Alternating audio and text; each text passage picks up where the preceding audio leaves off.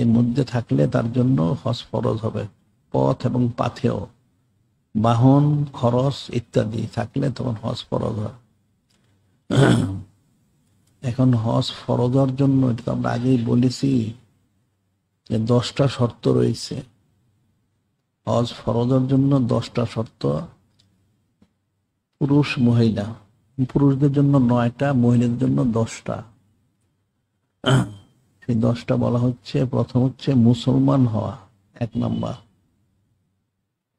2 number হচ্ছে স্বাধীন হওয়া, গোলামের জন্য হজ ফরজ না, স্বাধীন হওয়া। 3 নাম্বার হচ্ছে বালেগা হওয়া, আমাদের মাযহাবে নাবালেগের জন্য হজ ফরজ না। 4 নাম্বার হচ্ছে আকেল হওয়া, অর্থাৎ জ্ঞান সম্পন্ন, নির্বোধ না, নির্বোধ পাগল না, জ্ঞান সম্পন্ন। 5 নাম্বার বলা হচ্ছে সুস্থ হওয়া, অসুস্থ ব্যক্তির জন্য হজ ফরজ না, সুস্থ হওয়া। 6 নাম্বার হচ্ছে সাহেবে নিসাব। এটা যে সাহেবের 6 নাম্বার। সাহেবে নিসাব কাকে বলা হয়?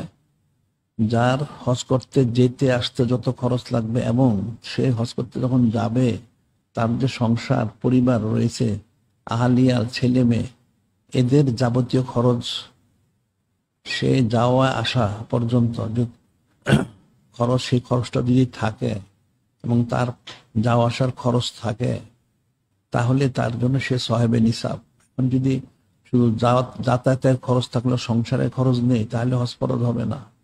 পুরা খরচটা থাকলে তখন তার জন্য হজ করা ফরজ হয়, সাহেবে নিসাব বলা হচ্ছে 6 নম্বর। 7 নম্বর বলা হচ্ছে, এটা আসলে তারা বলে না, সেটা হচ্ছে ইমানের নিরাপত্তা। ইমানের নিরাপত্তা থাকতে হবে। হজ করতে যে কাফের হয়ে যাবে সেটা গ্রহণযোগ্য না, তাইলে হজ ফরজ হবে না। 8 নম্বর হচ্ছে জানের নিরাপত্তা।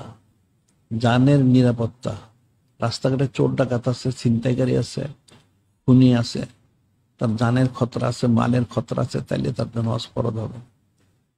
আর 9 নম্বর হচ্ছে জালিম শাসক। শাসক যেন জালিম না হয়, জালিম শাসক জুলুম করবে, হারাম কাজ করাবে, নাউযুবিল্লাহ। এটা হচ্ছে পুরুষদের জন্য, মহিলাদের জন্য। এরপরে মহিলাদের জন্য আরেকটা অতিরিক্ত হলো যে একটা মহিলা যদি সারা পৃথিবীর মালিকও হয়, তার উপরে হজ ফরজ, মানে 9টা শর্ত থাকলেও যতক্ষণ পর্যন্ত তার সাথে সৎ চরিত্রবান মাহারাম, সৎ চরিত্রবান মাহারাম, শুধু মাহারাম হলে চলবে না, সৎ চরিত্রবান মাহারাম থাকতে হবে, তখন মহিলার জন্য হজ ফরজ হবে। এটা 10টা। এটা হচ্ছে মানে ইসতাতা ইলে সাবিলা, তার সাবিল, যাতায়াত, সমস্ত খরচ, এই শর্ত পুরা হলে তখন হজটা ফরজ হবে। সেটা হাদিস শরীফে রয়ে গেছে। হযরত আলী আলাইহিস সালাম ক্বালা ক্বালা রাসূলুল্লাহ সাল্লাল্লাহু আলাইহি সাল্লাম মাম মালাকা যাদা ওয়া রাহিলা তুবাল্লিগু ইলা বাইতিল্লাহ ওয়ালাম ইহুজ্জা ফালা আলা ইয়ামুতা ইয়াহুদিয়ান আও নাসরানিয়া ওয়া যালিকা আন্নাল্লাহ তাবারাকা তাআলা ইয়াকুলু ওয়ালিল্লাহি আলান নাস হিজ্জুল বাইত মান ইসতাতা ইলাইহি সাবিলা। হযরত ইমামুল আউয়াল আলাইহিস সালাম তিনি বর্ণনা করেন, নূরে মুজাসসাম হাবিবুল্লাহ হুজুর পাক সাল্লাল্লাহু আলাইহি ওয়াসাল্লাম তিনি ইরশাদ করেন, মাম মালাকা যাদা ওয়া রাহিলা তুবাল্লিগু ইলা বাইতিল্লাহ। মাম মালাকা যাদা ওয়া রাহিলা তুবাল্লিগু ইলা বাইতিল্লাহ। যার জাদ রয়েছে, রহিলা রয়েছে, অর্থাৎ পাথেও আছে, বাহন আছে, কোনো অসুবিধা নেই, এই 10টা শর্ত পুরো আছে, সে হজ করতে পারে, কিন্তু সে হজ করলো না, সেটা বলা হচ্ছে মাম মালাকা যাদা ওয়া রাহিলা তুবাল্লিগু ইলা বাইতিল্লাহ ওয়ালামি হুজ্জা ফালা আলাইহি ইয়ামুতা ইয়াহুদিয়ান আও নাসরানিয়া।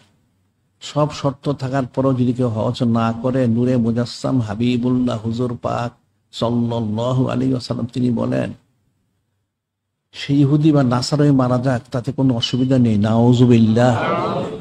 অর্থাৎ যার সমস্ত সামর্থ্য থাকার পরে হজ না করে মারা যাবে, সে ইহুদি অথবা নাসারা হয়ে সে মারা যাবে, নাউযুবিল্লাহ। সেটা আবার আরেক হাদিসে বলা হচ্ছে, ক্বালা রাসূলুল্লাহ সাল্লাল্লাহু আলাইহি সাল্লাম মা ওয়াজাবা আলাল হজ আলামি হুজ্জা ফালা আদরি আলাইহি আইয়ামুত আলা গায়রি মিল্লাতিল ইসলাম মা ওয়াজাবা আলাল হজ।